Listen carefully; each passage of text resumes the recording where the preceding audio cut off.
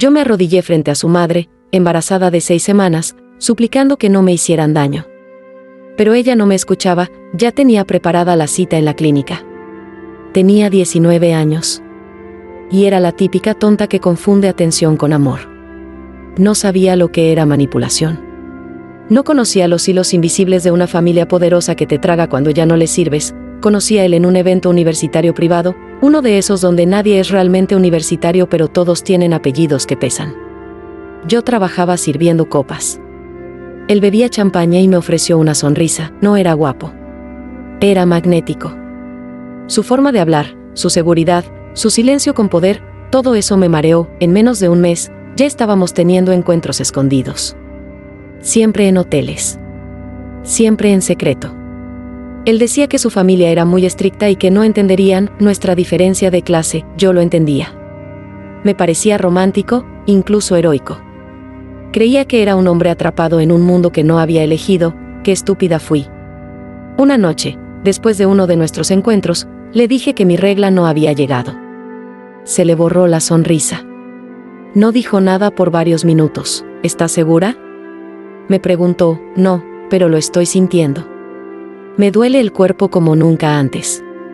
Es diferente. Me besó la frente, me abrazó fuerte. Y al día siguiente, desapareció por 48 horas. Cuando volvió a escribirme, no fue él. Era su madre. Tenemos que hablar, querida. Es urgente. Así, sin más, pensé que iba a conocer a mi suegra. Pensé que me abrirían la puerta a su familia, pero lo que encontré fue una jaula disfrazada de mansión. La reunión fue en su casa. Un sitio gigantesco, lleno de vitrales y cuadros que no decían nada. Estaba ella. El padre. Él. Nadie me saludó. Ella me pidió sentarme. Yo obedecí. ¿Cuánto tiempo tienes?, preguntó sin rodeos. No lo sé con certeza, tal vez 6 semanas, respondí, con la voz temblando. Bien. Aún hay tiempo para corregir esto. No entendí. ¿Corregir qué? Su madre ni me miró. Tú no vas a tener ese hijo, muchacha. No vas a destruir su carrera. ¿Qué te crees? ¿Que lo vas a atrapar con una criatura? Me congelé. Literalmente. Nunca había sentido tanta humillación. Tanta frialdad. Yo no quiero atraparlo. Yo lo amo, y es su hijo también. Fue ahí cuando el padre se levantó. Golpeó la mesa. No gritó. Su voz era baja, pero cortante como un cuchillo. Si tú sigues adelante con esto, prepárate para vivir en la calle. Porque te vamos a quitar todo. ¿Entiendes? Todo. Me puse de pie, temblando. Él, el supuesto padre de mi hijo, no decía nada. No me miraba. ¿Y tú?, le pregunté. ¿Vas a quedarte callado? Él solo tragó saliva. Es lo mejor, mi amor. No podemos arruinar todo ahora, mi amor. ¿En serio? Salí corriendo de esa casa como una loca. Me encerré en mi habitación. Lloré durante días. No respondía a sus mensajes. No sabía qué hacer. No quería abortar. No podía, era lo único mío, lo único limpio que me quedaba, pero entonces llegaron las llamadas. Los mensajes anónimos. Alguien me seguía hasta el trabajo. Y una madrugada, alguien pateó la puerta del departamento donde vivía sola. Me estaban cercando. Un sobre llegó bajo mi puerta. La cita estaba marcada. La clínica privada ya me esperaba.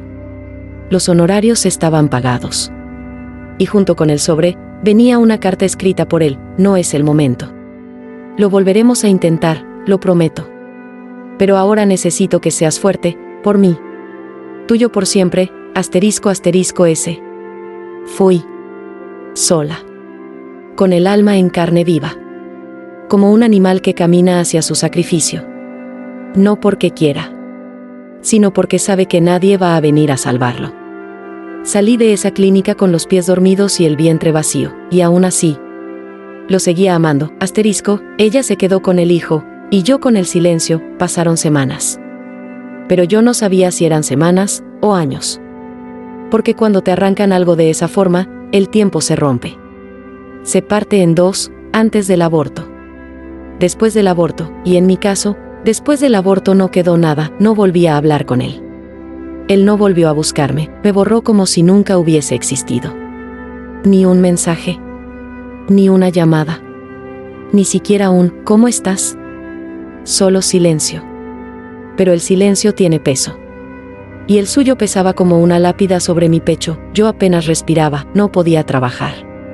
No podía dormir. Mi cuerpo dejó de ser mi cuerpo. Mi alma era una habitación oscura con las ventanas cerradas, me había convertido en una sombra. 3 meses después, un mensaje me sacudió, era de una excompañera de colegio. ¿Viste esto? ¿Es verdad que ustedes estuvieron juntos? Venía acompañado de una foto, allí estaba él. Mi él. Vestido con traje, sonriendo en una fiesta elegante, con una mujer rubia colgada de su brazo. Ella tenía la mano sobre su vientre. El título de la foto decía, felices de anunciar nuestro embarazo. Se viene boda. Tuve que sentarme. Literalmente. Mis piernas no sostenían el peso de lo que leía, me senté en el suelo, frente al celular. El aire me faltaba. ¿Un hijo? ¿Una boda? Ahora, mi visión se nubló. Y no era por las lágrimas. Era rabia. Era asco. Era dolor acumulado que por fin explotaba. Le escribí, después de todo. Después del aborto. Después del silencio, le escribí 3 palabras, ¿así me pagas? Esperé. Minutos. Horas. Nada, hasta que al día siguiente, me respondió, no quiero problemas. Por favor, respeta este momento. Estoy tratando de hacer lo correcto. ¿Hacer lo correcto? ¿Eso era lo correcto? Arrancarme a mi hijo, desaparecer. Y luego anunciar con otra mujer que, ahora sí era el momento. Eso era justicia, estaba tan fuera de mí, que tomé el teléfono y marqué. Sonó. 1 vez. 2 veces. Y luego escuché su voz, pero no la de él, era la de ella. Hola, ¿quién eres? Me quedé muda. ¿Aló? ¿Quién habla? Y corté, me temblaban las manos. El corazón me retumbaba en el pecho, estaba claro. Ella sabía. Sabía de mí. Pero no le importaba, me metí a su perfil de nuevo. A la cuenta de ella. Sí, porque ahora todo era público. Todo lo que yo vivía en secreto, ahora lo exhibían con orgullo, había fotos del ultrasonido. Videos de la fiesta. Mensajes de felicitación de toda su familia, sí. La misma familia que me obligó a callar. A esconderme. A borrarme, ahora posaban con ella. Sonreían con ella. Le acariciaban el vientre a ella, yo, en cambio, tenía el útero vacío y el alma rota. Y nadie, absolutamente nadie, sabía la historia completa. Quise escribir un post. Contarlo todo. Publicar las pruebas. Fotos. Mensajes. Capturas. Todo, pero me detuve. ¿Para qué? ¿Para que dijeran que lo hacía por celos? ¿Para que volvieran a llamarme loca, pobretona, resentida? No. Ellos tenían el hijo.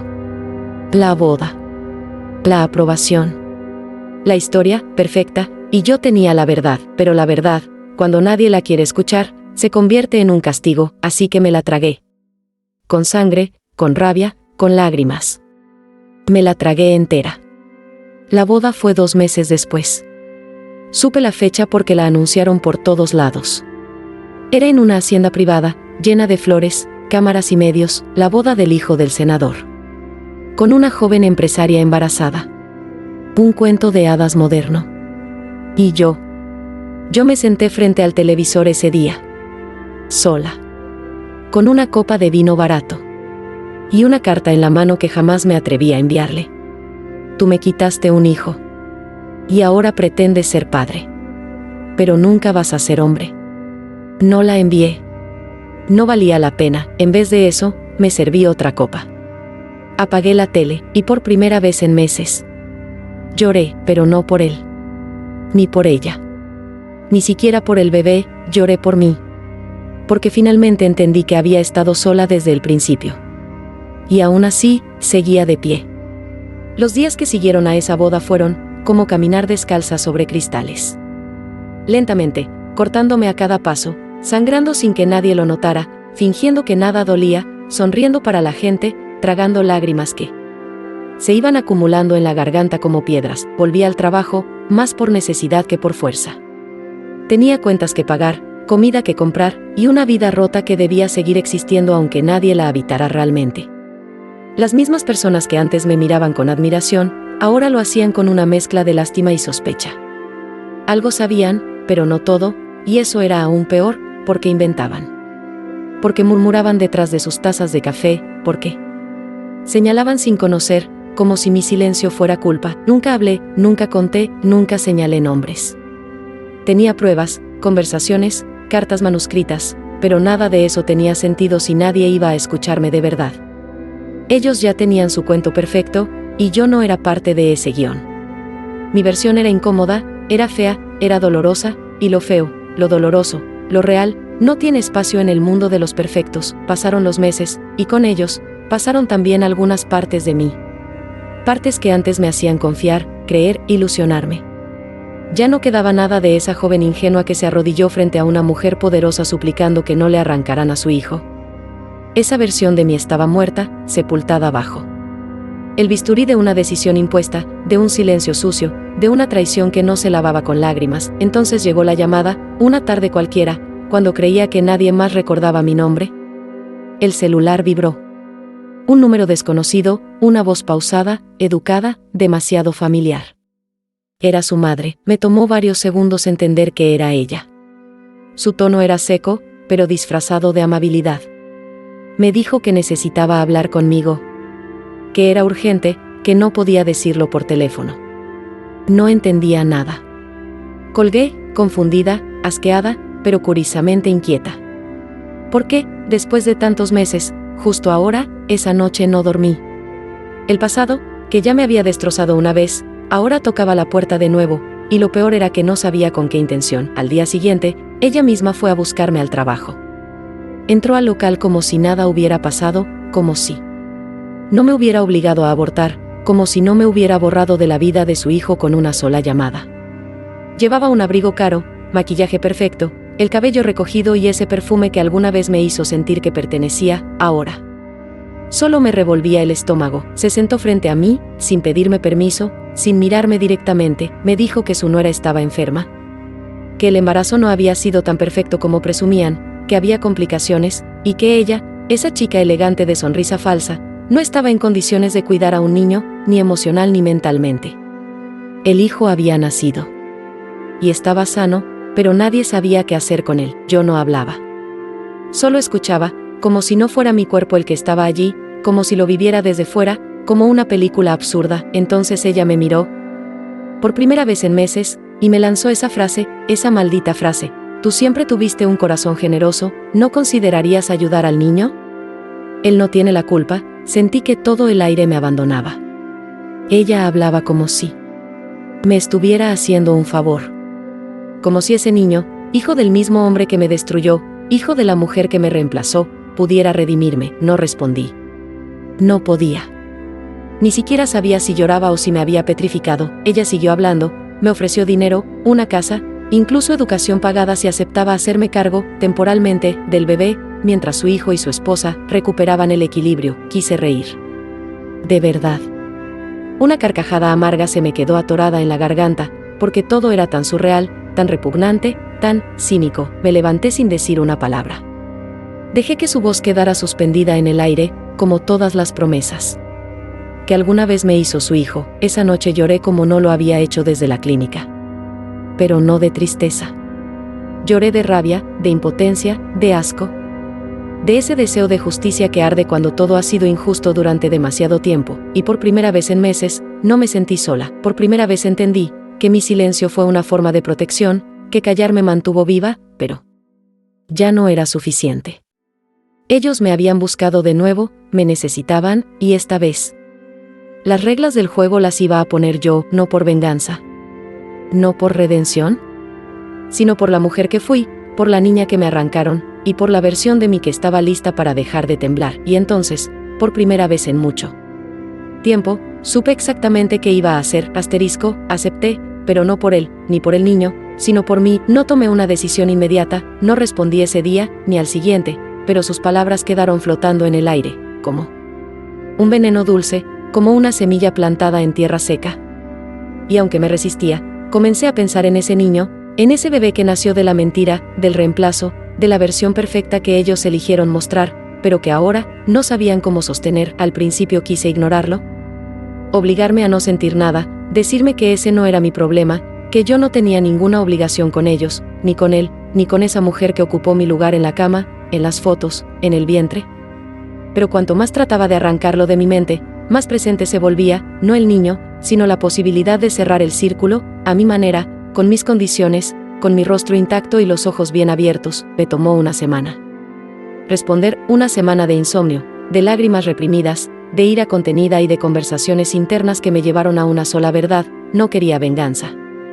Pero sí justicia, no para los demás, sino para mí, para esa versión de mí que había sido reducida a un susurro, a una nota escondida, a un nombre que ya nadie pronunciaba. Así que contesté, llamé directamente al número de la madre, y le dije que sí, pero que nos veríamos en un lugar neutral, nada de mansiones, nada de imposiciones. Quería mirarles la cara en un espacio donde no tuvieran el poder, donde no pudieran esconderse tras sus cuadros ni sus cortinas de terciopelo. Nos citamos en una cafetería del centro, un sitio discreto, sin lujos, donde la verdad no tenía maquillaje. Ella llegó primero. Puntual, fría, profesional como siempre.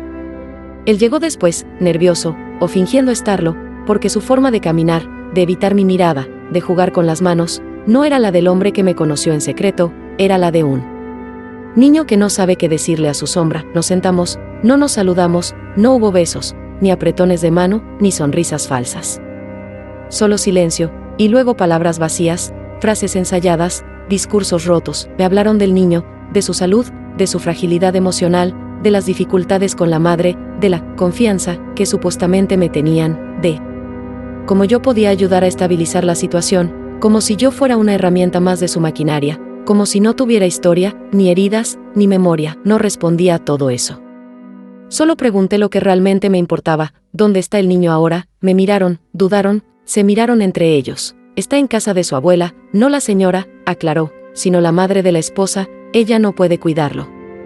Está en tratamiento, asentí, lentamente, digiriendo cada palabra, sintiendo como el pasado se entrelazaba con el presente, como el dolor no había muerto, solo dormía, esperando este momento para abrir los ojos. Lo quiero ver una vez.